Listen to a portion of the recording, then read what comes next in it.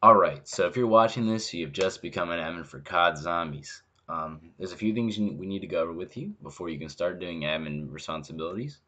I promise I'll try to keep this as short as possible and as accessible as possible so that way I can give you a better understanding of what our spreadsheet does for us. So to begin with, we're going to start off with the ban log. The ban log is pretty self-explanatory, but it's going to be one of the things you use the most as an admin, so it's very important you pay attention to this. Alright, so to start off, we're going to start off with the key. The key is not very essential to the understanding of the ban log, but it will help you when you're looking at the gamer tags and you're saying, why is this in green or why is this in red? Basically, the green just means we unban someone, right? Because we have a 1,000 member ban limit. So essentially, sometimes we do have to unban people. And permanently ban, we only permanently ban people for extreme cases, like for this instance, racism. That's usually what we give permanent bans for. So now that I've covered the key, let's go ahead and go down and show you how to log a ban. Logging a ban is very simple, but just in case you have a harder time understanding, I'm going to go over with you with an example ban. Alright, so say for instance we want to ban someone by the gamer tag. Let's just say for this example, LRTC, alright? So that's some random person, right? They were doing some random thing in chat. Let's say for this instance they were asking to game share. So say this person was trying to game share. They were trying to game share in chat, right? So you say they're game share. So that's what they did, and then you put who banned them. So in this case, it would be me. So I put my gamer tag, right? And you'd put your gamer tag if you were making the ban. You say the time of the ban. So for me, the time is approximately 4:16 p.m. Eastern Standard Time, and then you log the date, which is the 5th right now, today. And that's essentially how you log a ban. It's pretty simple. Um, shouldn't really have any trouble doing this. If you do, you can contact an admin, but this guide here should tell you everything you need to know. So now that we've covered the ban log, let's go ahead and get into the time log. The time log is put in place so that way we can get a better understanding of what each admin does every day. Um, if you're added to the time log, understand that you'll probably be more towards the back. So just look forward to that. If you can't find it originally, you'll be probably back here, and I would suggest you probably wait up to a day for us to properly have you in the spreadsheet. So if you can't find it, just make sure you wait at least 24 hours and we'll try to add you to it. Alright, so let's go over exactly how you would put in a time. So say for instance you're the admin Anth, right? In this instance, you'd want to put in, let's say you did a shift. You started a shift at 3 p.m. and your shift ended at 4 p.m., right? So you did a shift for an hour. Alright, so then you would say, once you put in your shift time, you would then say you did 60 minutes. We normally request that admins do 60 minutes a day, and that's all you're mandatory. You have to do that 5 days a week, and you're allowed to miss 2 of those days. That's basically all the rules. It's pretty self-explanatory, like I said.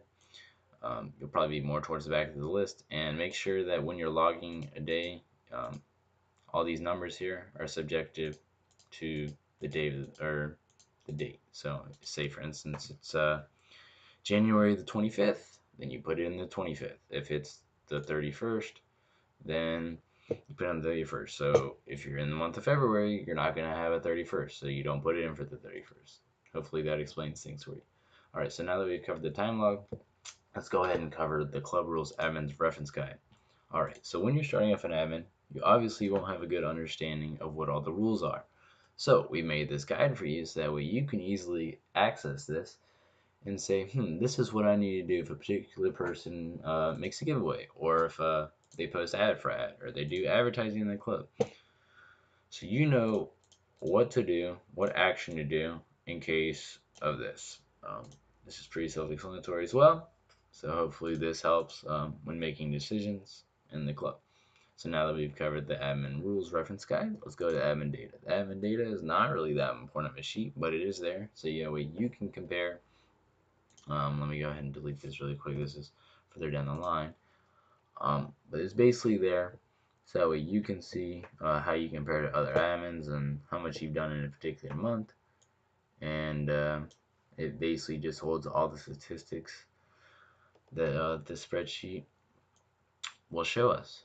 So it's just there to help us get a better understanding of what you're doing in the club. So now that we've covered admin data, let's go ahead and get into the required time off. So say for instance, final week is coming up and you're really crunching, making sure you're studying hard for your finals, and you're not able to put any time as admin. Well, that's cool, we understand.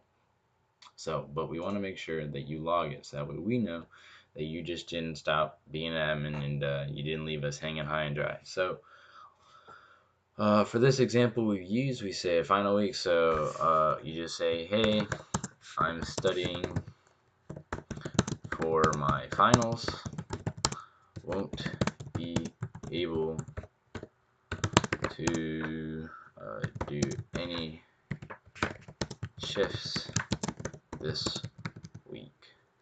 Thanks for understanding. Now let's do smiley face. Alright. And then that'll show up for us in the admin data guide, right? So we'll see, oh, this person has required time off, and that way we know what's up and you didn't just stop being an admin. Alright. If you're an exemplary admin, you'll show up in this admin of the month. We have this. So admins that do exemplary work will be rewarded for that by showcasing that you're the best admin for that month. We also have a system for optional warnings. Most of our admins don't do warnings, but they are there if you want to do them. Here's the key. So basically each different type of warning is color coded for whatever it is, and it's essentially just a system that's there if you want to do warnings, but it's not required. And that's essentially everything there is to the spreadsheet. The band log is the most important. I would say along with that is the time log. The club rules admin reference guide is important so that we have an understanding of the rules from the beginning. And the admin data is just there if you want to look at your stats compared to other admins or what you've done.